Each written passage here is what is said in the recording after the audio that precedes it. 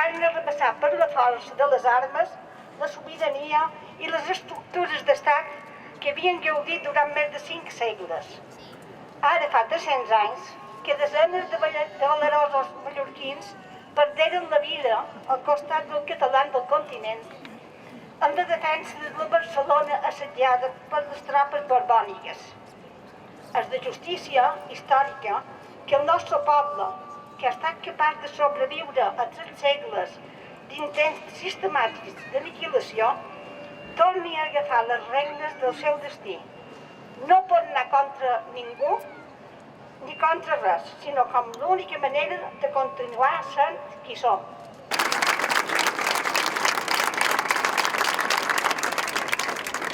Per això necessitem reconstruir un país dels catalans que siguin nacionalment sobirans, perquè alhora puguin ser rics i diversos culturalment, grans espiritualment, dinàmics econòmicament i justs i solidaris socialment.